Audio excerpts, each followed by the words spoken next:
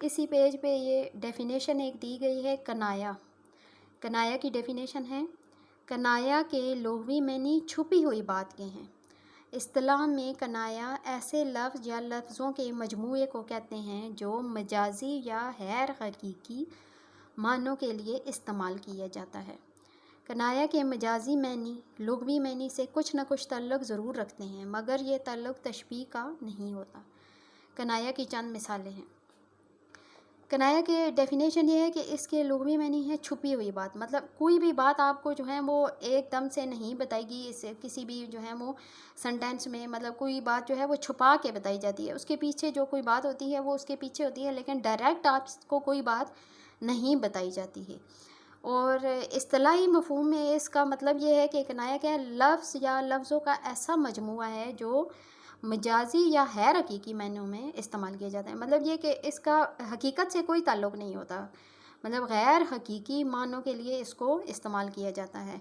इसमें कनाया के मजाजी many लुग़वी many से कुछ ना कुछ ताल्लुक़ ज़रूर रखते हैं। इसके जो मजाजी मैनी है उनका जो है वो लुग़वी मैनी से कुछ ना कुछ ताल्लुक़ तो ज़रूर होता है, लेकिन उनमें तशबीह का ताल्लुक़ नहीं होता। तशबीह तो ये होता है ना कि किसी चीज़ को किसी की खूबी की वजह से दूसरी चीज़ से जैसा करार देना। जैसे उसके दांत जो हैं वो मोतियों की तरह सफ़ेद हैं, अगर उसके दांत सफ़ेद हैं तो उसको जैसे मोती अगर वाइट हैं तो कहा जाता है कि उसके दांत मोतियों की तरह सफ़ेद हैं। लेकिन कनाया में ये नहीं होता। कनाया में ये है कि कोई बात जो है छुपा के बताई जाती है, डायरेक्ट कोई बात आपको नहीं बताई जाती। एग्जाम्पल्स जो दी गई हैं इनसे आपको जो है वो इसकी डेफिनेशन और ज़्यादा क्लियर हो जाएगी। अलिफ है, फर्स्ट एग्जांपल है, इसको काले ने काटा। अब देखें काला जो है वो यहाँ कोई भी हो सकता है, काली कोई भी चीज़ हो सकती है जो काटने वाली हो।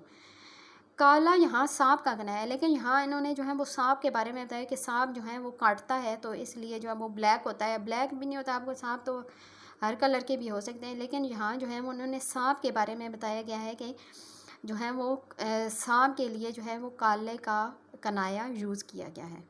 अब बे है, बेटे को अरसे बाद देकर माँ का कलेजा ठंडा हुआ। कलेजा ठंडा होना जो है वो एक किस्म का ये है कि सुकून आ जाना, कलेजा ठंडा होना। ये देखिए आगे बताएंगे, यहाँ कनाया है जो खुशी और राहत के लिए यूज़ किया गया है। जैसे खुश बेटे को जब माँ देखती है तो उसका दिल खुश हो जाता है, तो कहती है कि मेरा कलेजा ठंडा हो गया है। अब जहाँ जो है डायरेक्ट अब नहीं बताया गया कि बेटे को अरसे के बाद देखकर माँ का दिल जो है वो खुश हो गया या वो खुश हो गई या उसका दिल सुकून में हो गया, लेकिन वो बात नहीं बताई गई है। उसके लिए कनाया का वर्ड यूज़ किया गया है कि माँ का कलेजा जो है वो ठंडा हो गया। नंबर 3 है, अपने सफ़ेद बालों का कुछ ख्याल करो। सफ़ेद बाल जो है वो ज़ाहिर है जब इंसान बूढ़ा हो जाता है तो सफ़ेद बाल उसी के इंसान के होते हैं, वाइट बाल। तो सफ़ेद बाल यहाँ बुढ़ापे के लिए कनाया है। नंबर 4 है, जब से चूल्हा ठंडा हुआ किसी रिश्तेदार ने खबर नहीं ली। अब चूल्हा ठंडा होने से मुराद यह नहीं कि चूल्हे के ऊपर अब कोई चीज़ पानी डाल दें या कुछ इस तरह की चीज़ डाल दें जिससे वो ठंडा हो जाए, नहीं। इसका मतलब ये है कि चूल्हा ठंडा होने से मतलब चिराग बुझ जाना, मतलब ये कि चूल्हा बंद हो जाना, घर में खाने के लिए कुछ ना होना, पकाने के लिए कुछ ना होना। तो यहाँ देखें आगे इन्होंने बताया कि चूल्हा ठंडा होना गुर्बत के लिए करना है, मतलब गरीबी के लिए, कि कोई इंसान अगर गरीब है तो उसको उसके पास पकाने के लिए कुछ भी नहीं है तो वो चूल्हा ज़ाहिर है क्यों जलाएगा अगर उसके पास होगा जो कुछ नहीं। तो किसी रिश्तेदार ने उसकी खबर न ली। यहाँ चूल्हा ठंडा होना जो है वो इसके लिए जो है वो गुर्बत के लिए कनाया है। नेक्स्ट और लास्ट देखें, वो बड़ा तंग दिल है। तंग दिल का मतलब जो है घटिया और कंजूस आदमी के लिए यहाँ वर्ड यूज़ किया कि तंग दिल है। अब ये नहीं, तंग दिल, दिल को तो कोई नहीं देख सकता ना कि दिल जो है वो इंसान का अंदर से बड़ा है, छोटा है, तंग है, खुला है, लेकिन यहाँ जो है ये कनाये का वर्ड यूज़ हो गया है यहाँ पर भी। तो जिसका मतलब ये है कि तंग दिल जो है वो घटिया आदमी के लिए, जो कंजूसी करता है उसके लिए ये वर्ड यूज़ किया गया है यहाँ पर।